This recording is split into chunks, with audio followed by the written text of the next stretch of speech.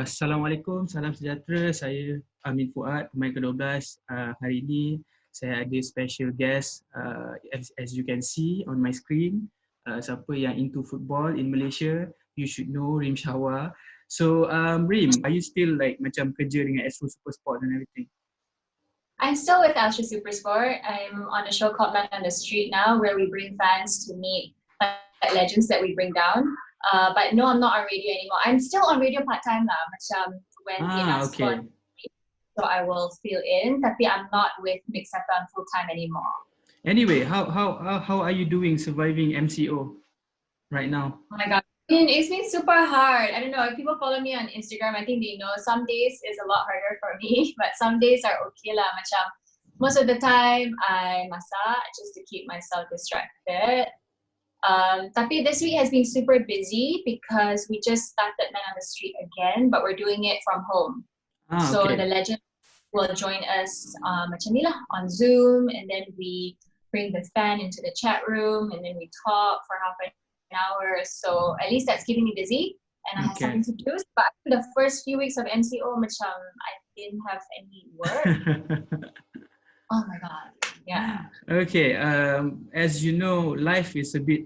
Life right now is a little bit empty without football. I mean, you are a massive football fan. Although everyone knows you are a Liverpool fan. But how do you cope life without football right now? Like, do you watch like old football matches? Tengok gambar Steven Gerrard ke?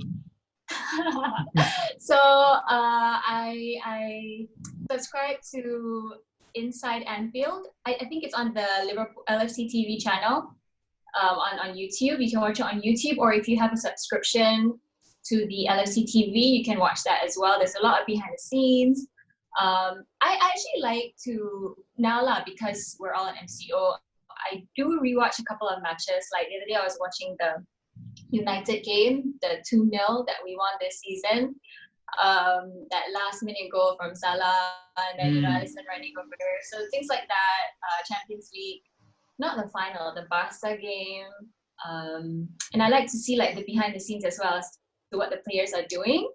So I stalk like the Instagram, especially like Alex Chamberlain, because he's dating Perry Edwards from Little Mix. Okay. So she's obviously so yeah, that's how I keep myself into football. So it's like more like football gossip right now, not matches.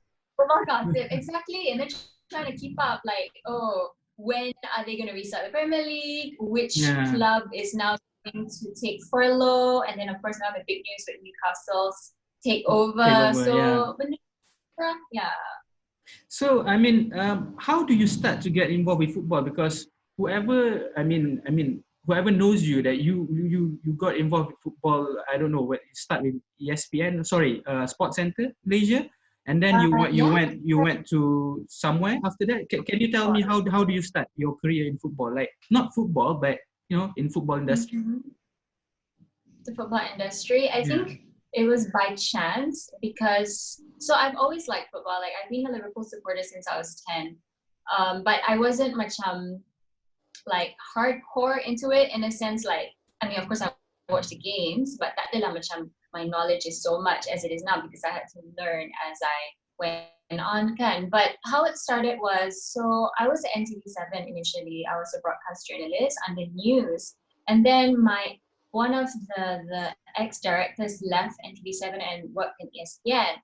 So when he was at ESPN, he asked me, we're looking for an assistant producer, are you interested? So I was like, yeah, sure, why not? Let's just give it a go. So I went there for an interview.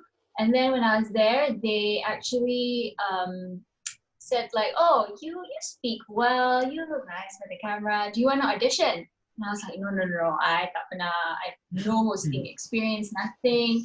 So they're like, it's okay, just try. And then I tried. And then 1 week later, they called me and they were like, you got the job. And I was like, as an assistant producer. And they're like, no, as our news anchor. So I was like, whoa, okay. Like I was thrown into the deep end, and they had to train me how to host. And then after that, we started doing a lot of sports, because dulu at Sports Center, I was doing Sports Center Malaysia. We were doing covering all sports.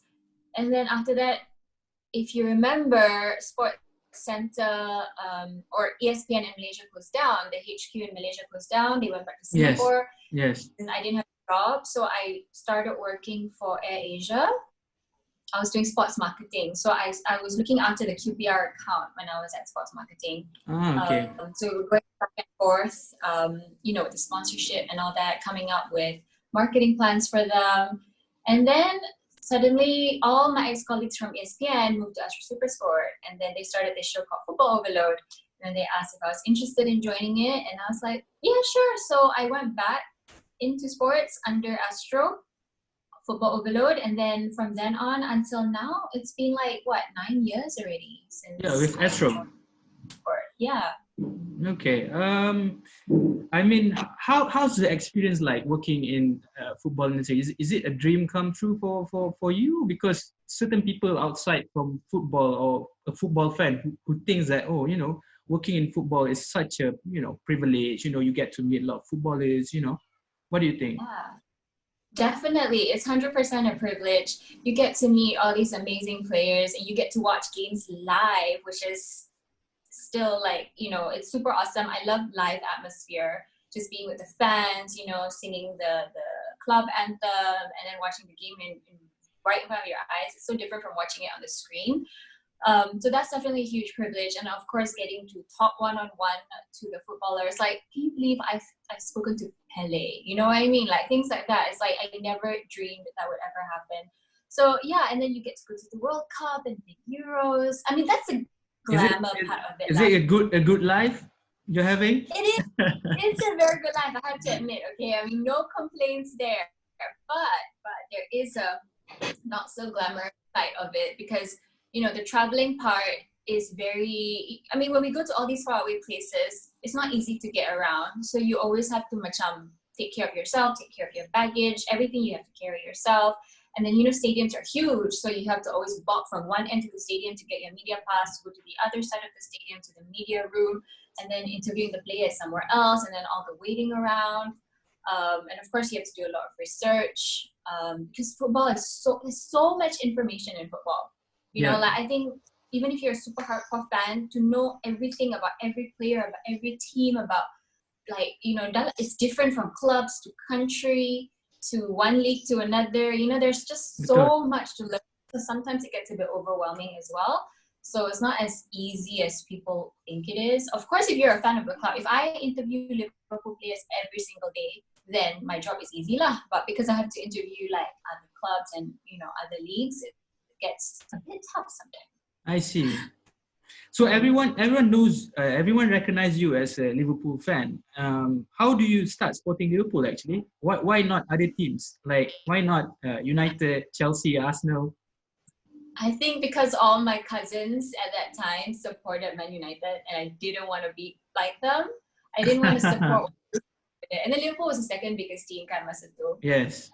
This was during the Eric Cantona time. Yeah. And all my cousins loved doing that collar pop, that he did. Yeah, Cantona, yeah. Terus semua buat that, and I just got like, so koyo. Also, it helps that my parents supported Liverpool, so I guess naturally. Tapi my brother supported Man United, and then macam me, my brother, last time, we didn't get along, or we used to always fight about stupid things. So macam, lagi lah, I don't want to support United, And then there was the Michael Owen, the Jamie Redknapp, the David James. Era, yeah. Yeah, Robert Fowler.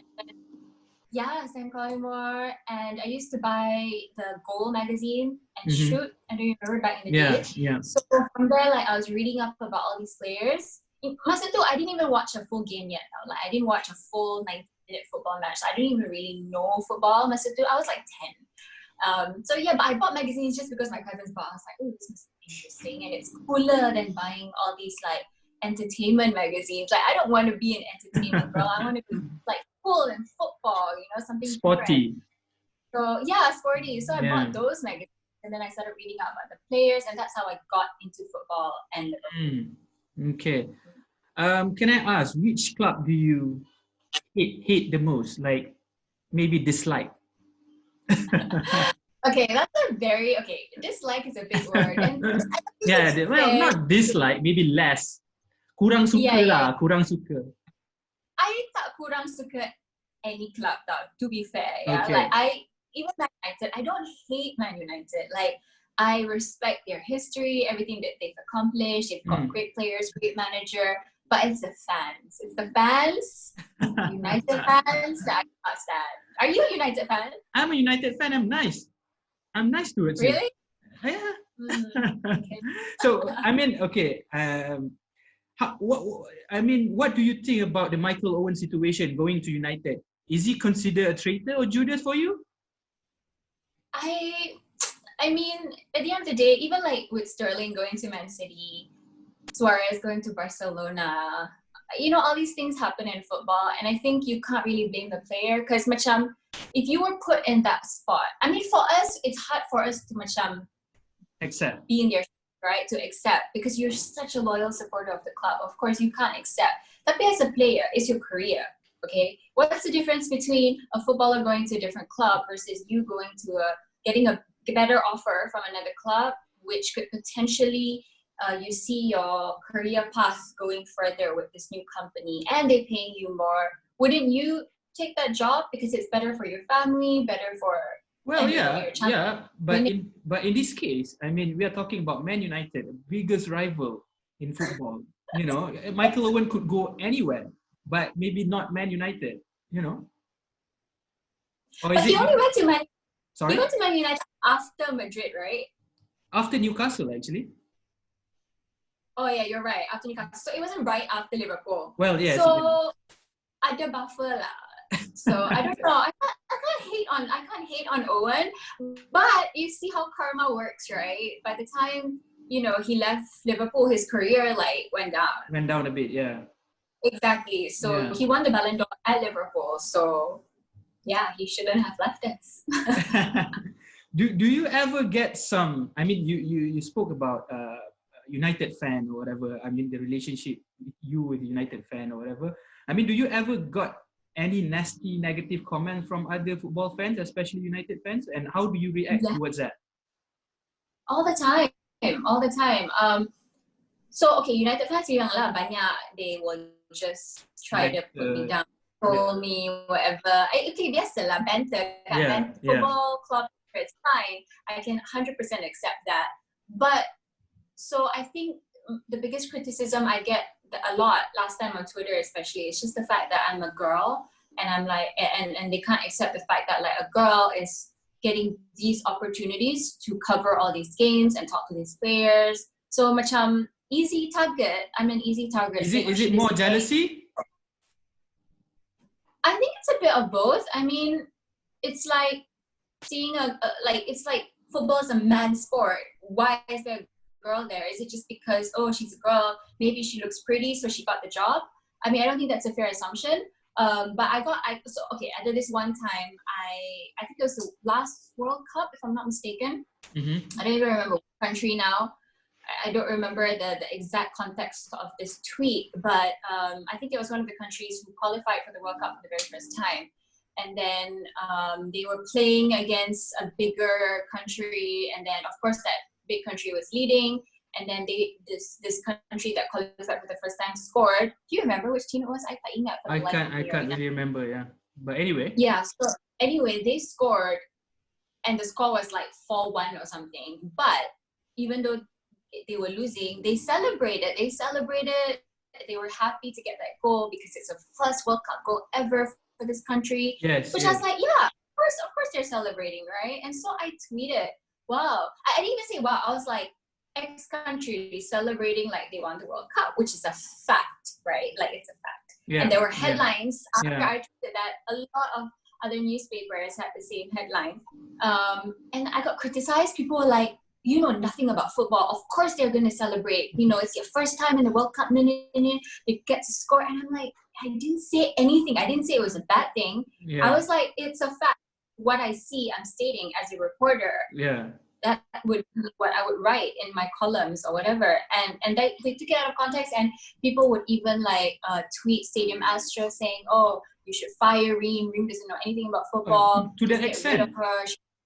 Yeah, to that extent. They tagged Stadium Astro. It went quite viral at that time. I mean, obviously, my producers at Astro are like, calm down. Yeah, They didn't say anything. yeah, They okay. yeah. Even they saw that it was bullying. It was like cyber bullying. So yeah, they didn't do anything about it, obviously. Things like that. They take the opportunity to just try to hate on you. Or put you down or whatever. Yeah. Yeah. Yeah. Just because they can. Anyway, you've met a lot of footballers and managers. One of them was Roberto Firmino. How do you find him in person? Very nice, very smiley. He didn't talk that much because I think his English wasn't so great, so he didn't want to say much. But he was very friendly, very warm, down to earth. He signed jerseys for our fans. He spoke to us. It was a very short session. I think it was like 10 minutes ago that we got with him. Mm-hmm. His teeth very white in real life also. You recognize his teeth? Yeah, I recognize his teeth. I mean, it's like from far as he's walking towards you, you can actually see his teeth, But so, he's super nice. I see. Okay. But ada tak any particular Liverpool past or present player you want to meet or interview right now? Steven Gerrard. Oh, you haven't met Steven Gerrard, no?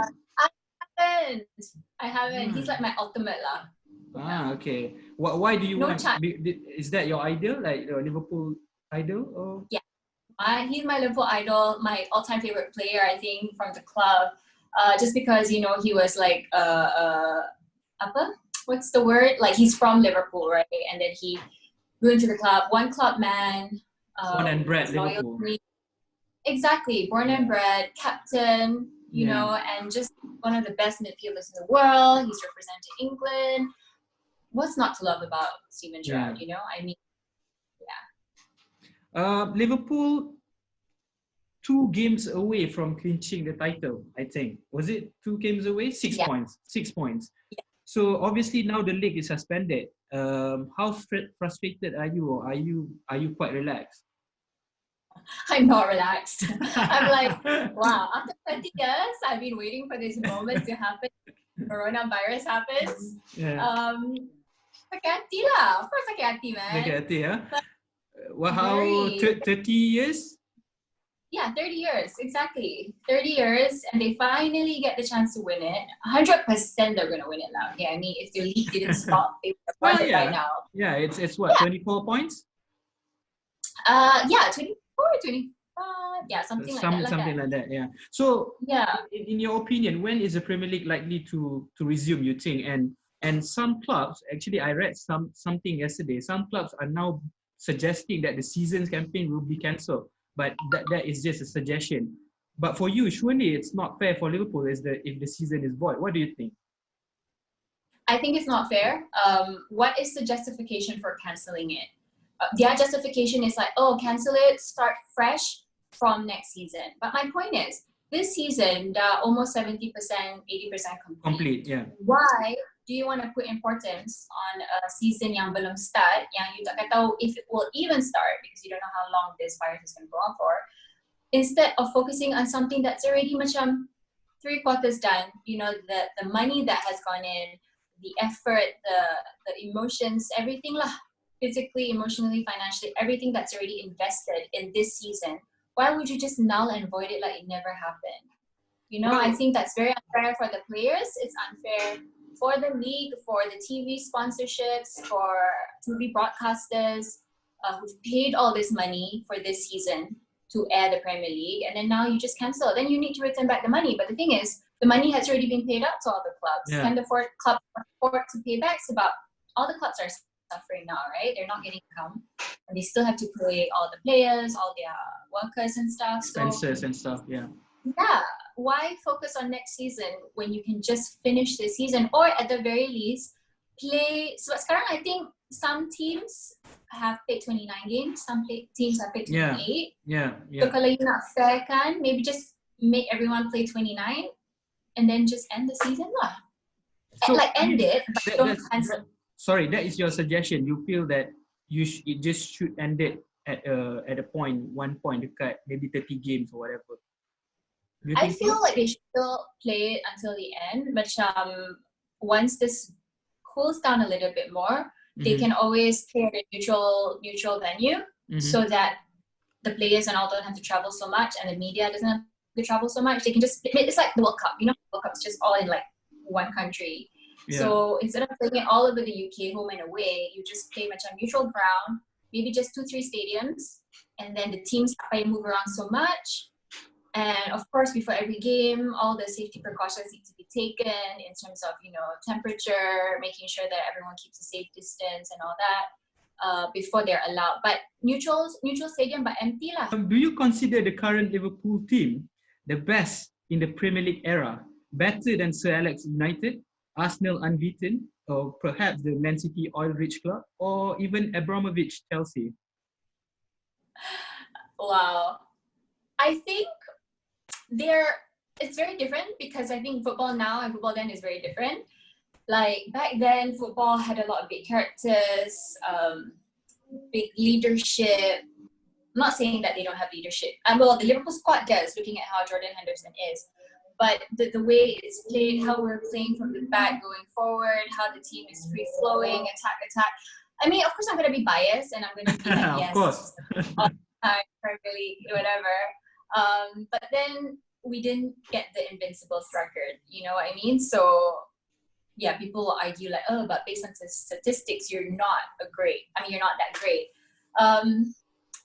With the United squad, I don't know, because I don't really, to be fair, I don't follow all their games. I only watch the games that they played against Liverpool back then. Of course, they were better than Liverpool back then. But if they played against this team, I think we could give them a good fight. Yeah. So, are you disappointed that Liverpool did go on an unbeaten run, or are you just okay because Premier League is more important to you? Yeah, Premier League is more important. Like that was always the goal. Like Premier League, the unbeaten was just macam extra bonus. You know, if we could do it, why not? But quite sad lah, the way we lost that to Watford. Out of all teams. I know, right? It's I think if we won that game, we could have maybe already won the season. Probably, yeah. Probably. Do you have any message to the Liverpool fans out there who's waiting to angkat piala after 30 years? Okay, to all my fellow Reds, sabar lah. Just sabar. I think, you know what? If it is not meant to be, it's not meant to be. But we've proven to them our worth. Like what we've achieved this season is beyond any club has ever done. We've broken a lot of records already this season, so that in itself is something to be proud of. And we'll come back stronger next season then, because you know that time that we lost the Champions League final, we won it the next season, and then we lost to Man City by 1 point, and this season we came back stronger. So I think we can only come back stronger from this. Well, as a United fan, I think Liverpool deserve, although it's a bit, you know, sakit hati sikit. Thank you. Sakit hati sikit, but you deserve it, because I think Liverpool is currently the best team, not only in the Premier League, whether you guys won Champions League last season. So, you know, I think they deserve to at least, I think Premier League deserve to at least finish. I don't know when is it going to continue, tapi hopefully they will be able to continue and finish the season off. Yeah. So exactly. So I would like to say thank you to Reem for being Thanks a good for sport. having me. For being a good sport, yes. So hopefully we can speak again soon, talking about Liverpool again. So whatever it is, take care. I'll see you soon. Care. And bye bye. Selamat berpuasa. Selamat puasa. Bye.